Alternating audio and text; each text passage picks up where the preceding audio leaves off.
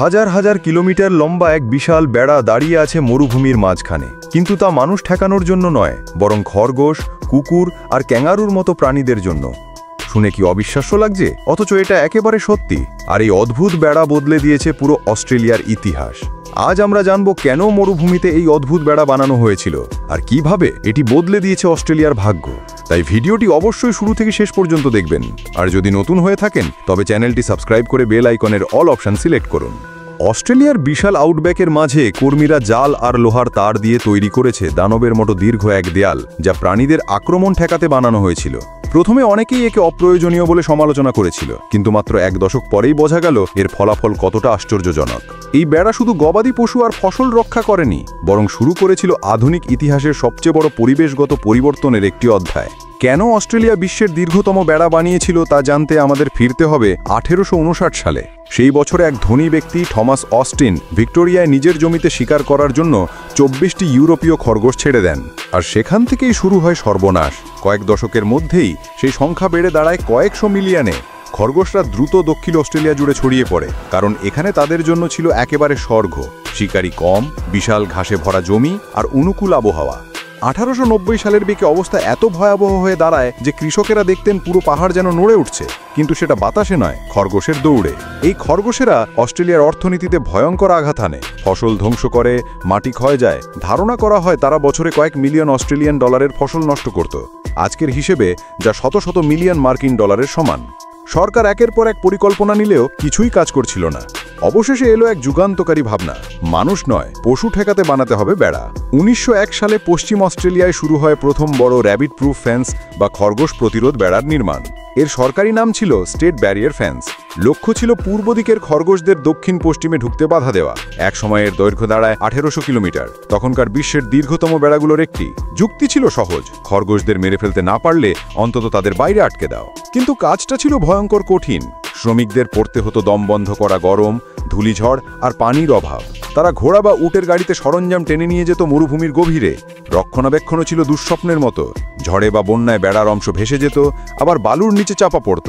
খরচও ছিল আকাশ ছোঁয়া, 88,000 পাউন্ডেরও বেশি। তবুও পরিকল্পনাটি অবিশ্বাস্যভাবে কাজ করল। অন্তত কিছু সময়ের জন্য খরগোশদের অগ্রযাত্রা থেমে গেল, কৃষি টিকে গেল, ফসল বাঁচল।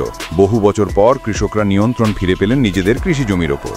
এরপর 1920 সালের দশকে তৈরি হয় নতুন বেড়া। এবার শুধু খরগোশ নয়, রুখতে হলো ডিঙ্গু নামে বুনো কুকুরদেরও, যারা ভেড়া মেরে ফেলত।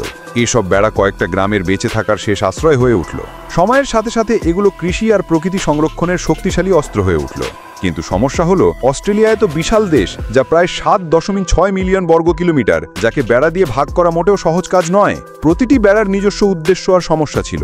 যেমন পশ্চিম অস্ট্রেলিয়ার স্টেট ব্যারিয়ার ফেন্স প্রথমে খরগোশের জন্য, পরে যোগ হলো ইমু, ডিঙ্গু আর ক্যাঙ্গারুর মতো প্রাণী ঠেকানোর ব্যবস্থা। আরেকটি বিখ্যাত বেড়া হলো ডিঙ্গু ফেন্স, এখনও বিশ্বের সবচেয়ে উচ্চাকাঙ্ক্ষী বন্যপ্রাণী প্রতিরোধ প্রকল্পগুলোর একটি। একসময় এর দৈর্ঘ্য ছিল 5600 কিমি, আজও প্রায় 5300 কিমি লম্বা। ভাবুন তো, ইউরোপের লন্ডন থেকে ইস্তানবুল পর্যন্ত ছড়িয়ে আবার ফিরে আসবে। ঠিক ততটাই দীর্ঘ এই বেড়া।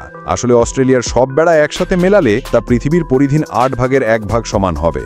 2000 দশকের দিকে কুইন্সল্যান্ডে শুরু হলো নতুন উদ্যোগ, ক্লাস্টার ফেন্সিং।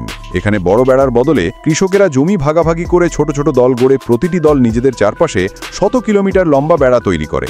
লক্ষ্য ছিল ডিঙ্গু, ক্যাঙ্গারু আর বুনো শূকর ঠেকানো।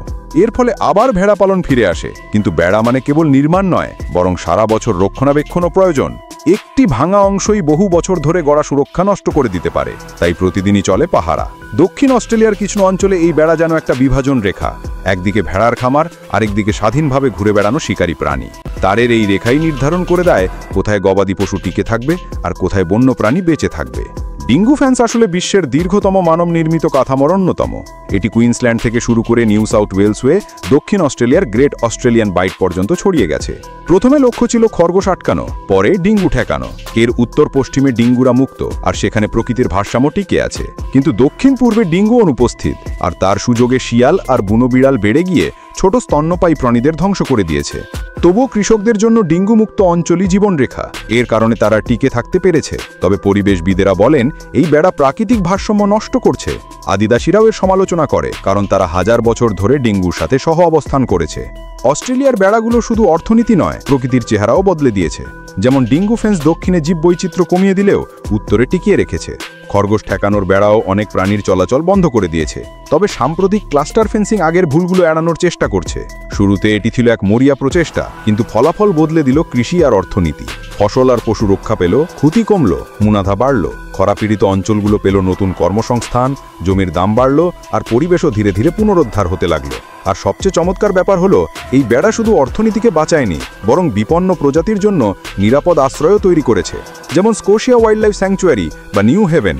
এসব জায়গায় বেড়ার ভেতরে আবার ফিরে এসেছে বিলবি, ব্যাটং, ওয়ালাবি। এদের সংখ্যা কিছু ক্ষেত্রে বেড়েছে 300 পর্যন্ত।